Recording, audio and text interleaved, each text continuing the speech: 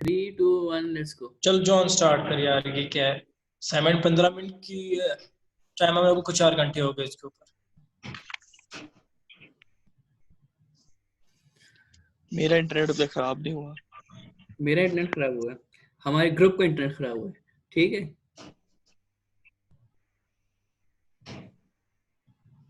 3 2 1। अस्सलाम वालेकुम, मेरा नाम है इब्राहिम जॉन और मेरे साथ मेरे दो मेहमान मौजूद है, वासिफ जलाल और इमल खान। आज हम बात करेंगे डिजास्टर पे। तो email Khan, what is disaster? ये होता क्या डिजास्टर? डिज़ास्टर के बारे में अगर बात करें तो डिज़ास्टर की बहुत सी डिफिनेशंस होती है, मुख्तलिफ डिफिनेशंस होती है उसकी। जो आज मैं कोट करूँगा वो कुछ इस तरह से है कि कोई भी एक ऐसा एक्सीडेंट जिसमें 10 या 10 से ज़्यादा डेथ्स हो, या और साथ में 100 या 100 से ज़्यादा इंजरीज हो, तो वो डिज़ास्टर में कहलाता है। अब ये ज़रूरी नहीं कि डेथ्स होना ही ज़रूरी है या इंजरीज होना ही ज़रूरी हो तो फिर डिज़ास्टर कहलाएगा वो। डिज़ास्टर्स में इसे भी कह सकते हैं जैसे अगर कोई एनवायरनमेंट को कोई नुकसान हो रहा है, आपका कोई इकोनॉमी को नुकसान हो रहा है, तो वो भी डिज़ास्टर में ही आता है। पाकिस्तान के बारे में अगर हम लोग बात करें तो बहुत से एरियाज़ में मुख्तलिफ़ किस्म के डिज़ास्टर्स होते हैं, और कुछ डिज़ास्टर्स कोस्टल एरियाज़ में भी आते हैं जिसको जानना बहुत ज़रूरी होता है। ठीक हो गया, कोस्टल एरिया। तो वासिफ भाई, वासिफ जलाल, ये कोस्टल एरिया पे डिजास्टर किस किस तरह के आते हैं? कोस्टल एरियाज में तरह तरह के डिजास्टर हैं पूरी दुनिया में। तो हम अगर फोकस करें किसी खास एरिया पे तो हम फोकस करते हैं पाकिस्तान के one of two types of coastal areas इस बलूचिस्तान कोस्ट या मकरान कोस्ट, जिधर की कम्युनिटीज़ जो उनसे हैं वो इम्पॉवरिश्ड हैं, पावर्टी लेवल उधर हाई है। तमाम सोशल इंडिकेटर्स में, सोशल और इकोनॉमिक इंडिकेटर्स में वो लोएस्ट ऑफ द लिस्ट आते हैं। दो मेन डिस्ट्रिक्ट्स हैं, एक लसबेला है और एक गवादर है। और यहाँ में बेसिक इकानमी जो सी है वो फिशिंग की चलती है और पॉलिटिकल इंस्टेबिलिटी है, जिसकी वजह से इंस्टीट्यूशंस का फॉर्म होना थोड़ा स्लो है और डिज़ास्टर की वल्नरेबिलिटी बढ़ती है। जो डिज़ास्टर्स वहाँ पे हैं वो नेचुरल डिज़ास्टर्स में सबसे बड़ा आपका सुनामी बहुत डेवस्टेटिंग डिज़ास्टर था हिस्टोरिकली। और उसके बाद फ्लड्स आपके जो फ्रीक्वेंटली आते हैं आपके दश्त रिवर के साथ, हब के साथ, हिंगोल के साथ, और जितने भी छोटी स्ट्रीम्स हैं जो ज़्यादा बारिश होने पे उसको फ्लड करती हैं, डिस्ट्रक्शन लाती हैं अपने साथ। उसके बाद ड्राउट है। ड्राउट एक बहुत बड़ा और बड़ा लंबा डिज़ास्टर है जो इस एरिया में आता है। इसके अलावा ह्यूमन डिजास्टर्स में टेररिज्म है जो पॉलिटिकल इंस्टेबिलिटी की वजह से आते हैं। और उसके बाद ऑयल स्पिलेज है, क्योंकि यहाँ पे आपको पता है कि गल्फ रीजन पास है जिधर से बहुत ज़्यादा ऑयल पूरी दुनिया में जाता है और यहाँ से ट्रेवल होकर जाता है। तो यहाँ के इकोसिस्टम को और यहाँ के एनवायरनमेंट को और यहाँ की कम्युनिटीज़ के लिए ऑयल स्पिलेज एक बहुत बड़ा डिज़ास्टर है। तो ये डिज़ास्टर्स आपके लोकल कम्युनिटीज़ के लिए बहुत ख़तरनाक है। अच्छा, तो ये आपने बताया कि नेचुरल डिजास्टर और मैं उसका मैन मेड डिजास्टर के बारे में। ठीक है, तो email Khan, natural disaster type station की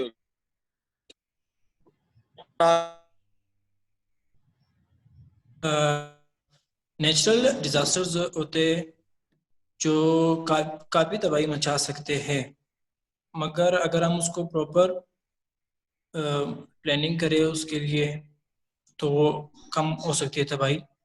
मतलब मैं आपको एग्जांपल कुछ इस तरह से दूंगा कि इस इलाके में फ्लड्स आने का ख़तरा सबसे ज़्यादा होता है पाकिस्तान में। मतलब के लिए और साथ ही साथ यहाँ पे पाकिस्तान में सबसे हाई रिस्क एरिया अकाउंट होता है ये गवादर वाली साइड, मतलब ये हमारे कोस्टल एरिया। तो तबाही तो इन्होंने पहले जो डिजास्टर्स आए इस एरिया में काफ़ी तबाही मचा चुके हैं। जैसे कि 1988 में फ्लड्स आया था यहाँ पे, तो उसने तकरीबन 38% एरिया उसको बिल्कुल तबाह किया था। लोग बेघर हुए थे तकरीबन 300 के करीब लोगों की डेथ हुई थी। उसके बाद 2005 में फ्लड आया, उसने भी कभी तबाही मचाई। तो इस तरह की तबाही तो काफ़ी मचा चुके हैं, मगर इसको अभी ये ऐसा किया जा सकता है जैसे कि गवादर में कुछ एरियाज़ में जो कोस्टल सी शोर्स के करीब होते हैं, उस एरियाज़ में उन्होंने कुछ वॉल टाइप बनाई होती है ताकि जो समंदर की तेज़ लहरें होते हैं वो ना पहुंच सके। फ्लड्स के लिए उन्होंने ये किया हुआ कि इरिगेशन डिपार्टमेंट के साथ मिलकर छोटे छोटे डैम्स बनाए। डैम्स का फ़ायदा एक ये होगा कि फ्लड कम करेगी और साथ ही साथ जो खुश्क साली होती है, ड्राफ्ट, उसको भी कम किया जा सकता है उससे। जैसे कि आपको पता होगा कि जो कोस्टल एरियाज में तो पानी वैसे बहुत ज़्यादा होता है मगर पीने के काबिल नहीं होता। तो जी इस छोटे छोटे डैम्स बनाकर हम लोग उसको एग्रीकल्चर के लिए भी यूज़ कर सकते हैं और साथ साथ पीने के लिए भी यूज़ कर सकते हैं। तो तबाही को रोका जा सकता है। ठीक हो गया। तो ये जो पोटेंशियल और फ्रीक्वेंसी क्या होती है इन हैजर्ड्स की, कितने फ्रीक्वेंटली आते हैं वासिफ जलाल? अच्छा, डिजास्टर्स के पोटेंशियल, हैजर्ड का पोटेंशियल हर जगह रहता है कि कितना चांसेस हैं कि ये डिजास्टर स्ट्राइक करे और लॉस टू लाइफ हो और लॉस टू प्रॉपर्टी हो। कुछ डिजास्टर्स होते हैं एक्सटेंसिव और कुछ इंटेंसिव होते हैं, मतलब कि जिन जो लेस फ्रीक्वेंट होते हैं मगर डेवस्टेटिंग होते हैं। कुछ होते हैं लेस फ्रीक्वेंट और लेस डेवस्टेटिंग, और कुछ होते हैं मोर फ्रीक्वेंट और मोर डेवस्टेटिंग। तो अभी 1945 का सुनामी था जिससे 4000 लोग मर गए थे और जितने भी कोस्टल कम्युनिटीज थी वो तबाह हो गई थी। ये बहुत डेवस्टेटिंग था, इसकी फ्रीक्वेंसी कम है। ये कहते हैं वंस इन अ सेंचुरी आता है क्योंकि एक सबडक्शन जोन बनी है बिल्कुल ऑफ द कोस्ट, जो आपस में टेक्टोनिक प्लेट्स कोलाइड कर रही हैं जिसकी वजह से सुनामी और अर्थक्वेक का रिस्क बढ़ता है। दूसरा, अब दूसरी फ्लड की जो फ्रिक्वेंसी है वो वंस अ डेकेड एक डेवास्टेटिंग फ्लड आता है, और ये हमने हिस्टोरिकली एनडीएमए ने जितनी स्टडीज की हैं उन्होंने शो किया है कि इतने फ्लड्स आते रहे हैं। ड्राउट एक परसिस्टेंट थ्रेट रही है। ड्राउट की ड्राउट ड्राउट एक परसिस्टेंट थ्रेट रही है। जो एक इनफ्रीक्वेंट थ्रेट रही है वो टेररिज्म की है, जो रिसेंटली, वो डिपेंड करती है बेसिकली पॉलिटिकल स्टेबिलिटी के ऊपर। तो पॉलिटिकल स्टेबिलिटी होगी तो टेररिज्म कम होगी। तो वो एक डिज़ास्टर है जो फॉलो नहीं करती पैटर्न्स को, क्योंकि वो एक नेचुरल डिज़ास्टर नहीं है और एक नेचुरल साइकिल नहीं उसका फॉर्म होता।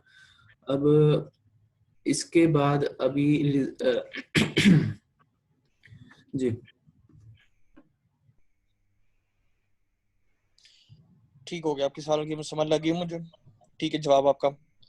तो रेजिलियंस क्या होती है बेसिकली, और उसकी जो क्या कहते हैं vulnerability of coastal area, resilience और vulnerability of coastal area, Imal Khan. जी, इसके बारे में मैं बताना चाहूँगा। जो कोस्टल एरिया होते हैं, अगर सुनामीज की बात की जाए तो वो तो हर टाइम मतलब रिस्क पे होते हैं। जी वहाँ पे मतलब डिजास्टर होने का खतरा हो सकता है, मगर इसके ऊपर अगर हम लोग कुछ इस तरह के काम करें, वरनेरेबल बनाए उसको, मतलब कि खतरा तो है मगर इसको किस तरह मैनेज किया जा सकता है। तो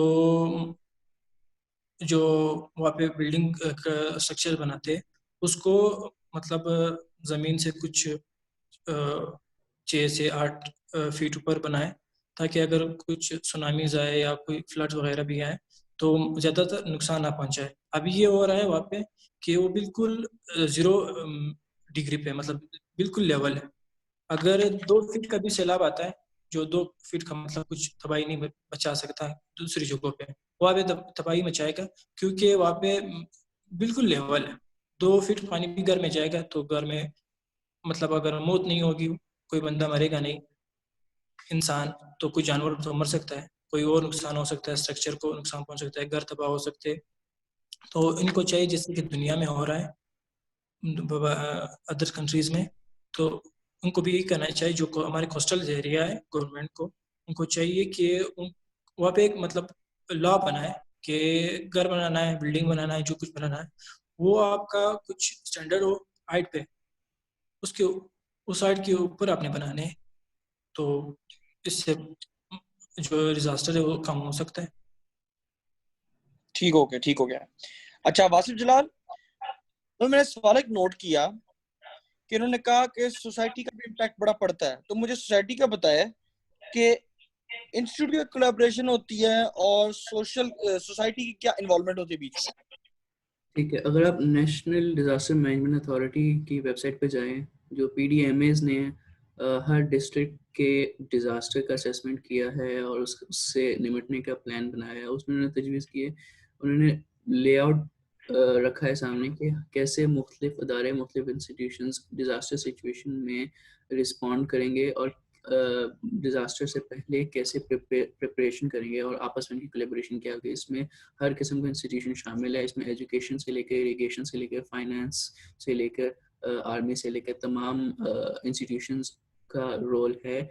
और ये सारा कल्मिनेट होता है टॉप डीजी पीडीएमए तक, और लोकल एडमिनिस्ट्रेटिव जो provincial administrative Pakistan administrative authority है, जो आपके एसीज हैं, डीसीज हैं, वो उनके कमांड के अंदर ये सारा रिस्पॉन्सिबिलिटी आती है। अब वो कम्युनिटी का रोल इसमें क्रूशियल है कि वो कितना डिज़ास्टर को समझते हैं, उनके हैज़र्ड परसेप्शन क्या है, वो उनकी वल्नरेबिलिटी शो करता है कि वो कितने प्रिपेयर्ड हैं एक डिज़ास्टर से निपटने के लिए। तो इसके लिए वो ट्रेनिंग्स करते हैं और पैम्फलेट शाया करते हैं और अखबारों में बताते हैं, अर्ली वार्निंग सिस्टम के बारे में बताते हैं जो उन्होंने इंस्टॉल किए हैं, और डिज़ास्टर शेल्टर्स के बारे में बताते हैं जो उन्होंने सेटअप किए हैं, और हाई ग्राउंड जो उन्होंने ग्वादर में बनाई है उसके बारे में। अब डिफरेंट डिस्ट्रिक्ट में डिफरेंट लेवल्स ऑफ कोलैबोरेशंस हैं। जहाँ पे सबसे ज़्यादा स्टेट का फोकस है वो ग्वादर है, इसलिए वहाँ पे सबसे ज़्यादा काम है, सबसे ज़्यादा ट्रेनिंग है, सबसे ज़्यादा अवेयरनेस है और सबसे ज़्यादा फंडिंग है। वहाँ पे रिजिलियंसी स्ट्रॉन्ग होती है नज़र आ रही है। जो ग्वादर सिटी है, जो ग्वादर एरिया है, उसके इर्द गिर्द जो दूसरे कोस्टल एरियाज़ हैं वो अभी भी लैग बिहाइंड करते हैं इंस्टीट्यूशनल फ्रेमवर्क में और सोसाइटी के कोलैबोरेशन और इन्वॉल्वमेंट में। ठीक हो गया। तो यहाँ पे इमल मैं ये एक बात ऐड करना चाहूँगा। जो मतलब जो काम सोसाइटी को करना चाहिए वो मतलब कर रही है या नहीं कर रही हो तो एक अलग बात है। पीडीएमए बलूचिस्तान की एक रिपोर्ट शाया हुई थी, उसमें उन्होंने खुद बताया था कि मतलब अल्लाह ना करे कोई डिज़ास्टर आए तो उससे बचने के लिए हमें कुछ मटेरियल्स, चीज़ों की ज़रूरत होती है। तो वो पीडीएमए के पास बिल्कुल है ही नहीं। उन्होंने खुद अपने रिपोर्ट में बताया हुआ है, मैं आपको कुछ कोड करके बताता हूँ, पीडीएमए के साइट से ही मैंने डाउनलोड किया हुआ है वो।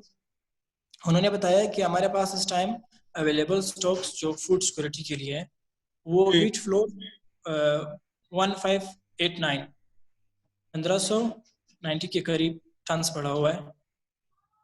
जो नीड्स है वो तकरीबन 8000 टन्स मतलब चाहिए होता है डिजास्टर के लिए।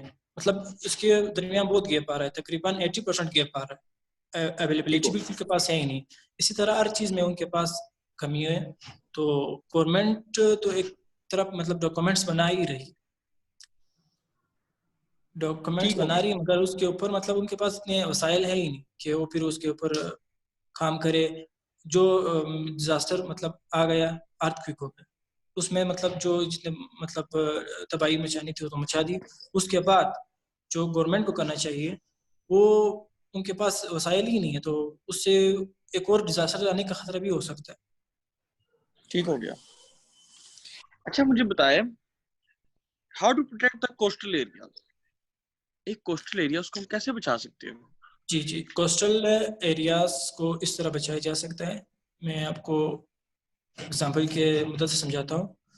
कोस्टल एरिया बिल्कुल सी लेवल जीरो सी लेवल पे होते हैं, मतलब बिल्कुल सी लेवल उनका लेवल सेम होता है।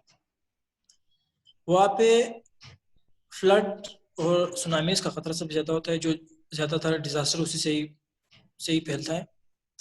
तो उसको ये करना चाहिए, जैसे पहले ही मैंने बताया, अदर दुनिया में दूसरी कंट्रीज भी इसी तरह कर रही है कि वो अपनी बिल्डिंग्स को थोड़ी हाइट पे बना रही है। अगर कुछ सैलाब वगैरह भी आए भी तो वो ज़्यादा नुकसान नहीं पहुंचा सकते। और अभी ये हो रहा है गवादर की साइड पे ही हो रहा है, जो हमारी गवर्नमेंट कर रही है, उसके मुख्तलिफ डिपार्टमेंट्स, उन्होंने जो सी शोर है, समंदर का किनारा है, उसके साथ कुछ मतलब वॉल टाइप बना रहे हैं। इससे तो एक ये होगा, एक लैंड इरोजन कम हो जाएगी, वो भी एक डिजास्टर क्रिएट कर सकती है, क्योंकि जो समंदर की लहरें होती है वो किनारों को कहा जाती है, मतलब आहिस्ता आहिस्ता आगे बढ़ती जाती है, जिससे जमीन कम होती जाती है। तो एक तो हमारी गवर्नमेंट ये कर रही है, मैं ऐड मतलब करना चाहूँगा डिजास्टर से बचा यहाँ, रही है। सॉरी आपको काट रहा हूँ जी यहाँ। वास्तव भाई, एक मिनट, आपको टाइम मिलेगा, एक मिनट। ईमेल आपका खत्म हो गया? जी जी, मैं ये बता रहा हूँ। जी ठीक है। जी वासिफ भाई। 2 डायमेंशंस हैं जहाँ पे फोकस बिल्कुल भी नहीं है, वो मरीन इकोलॉजी का है। कोस्टल एरियाज में एक रिच इकोसिस्टम है जिसको प्रोटेक्ट करना हमारी जिम्मेदारी है, क्योंकि ये हमारे टेरिटोरियल वाटर्स में आता है। ये एक एसेट है नेशनल, और एक टूरिज्म का सोर्स बन सकता है, और ये नेचुरल बैलेंस को मेंटेन करने में ज़रूरी होता है। और इससे फिशिंग इंडस्ट्री भी तबाह हो सकती है अगर हम ऑयल स्पिल्स के खिलाफ प्रॉपर तरीके से उनको उसको प्रिवेंट ना करें, और हम अपना सी बेड है और जो मेरीन इकोसिस्टम है उसको तबाह होने दें। दूसरा, हमारा क्लाइमेट चेंज की वजह से सी लेवल राइज है और सी इंकर्जन इनटू रिवर्स है। इससे हमारे coastal low lying areas submerge हो जाएंगे इन कमिंग फ्यूचर अगर सी लेवल बढ़ता रहेगा। तो अब देखना ये है कि क्या सी लेवल के खिलाफ हम एक्शन ले सकते हैं, क्या रिजिलियंट कर सकते हैं कोस्टल एरियाज को, क्या उनको रिलोकेशन करने का प्लान कर सकते हैं। ये सारा कुछ डिजास्टर मैनेजमेंट के स्कोप में आता है और इससे बियॉन्ड भी जाता है। ठीक हो गया, थैंक यू। तो चले, यहाँ पे आज हमारी वीडियो खत्म होती है, और आज हमने बात की डिजास्टर के बारे में। Thank thank you. यू।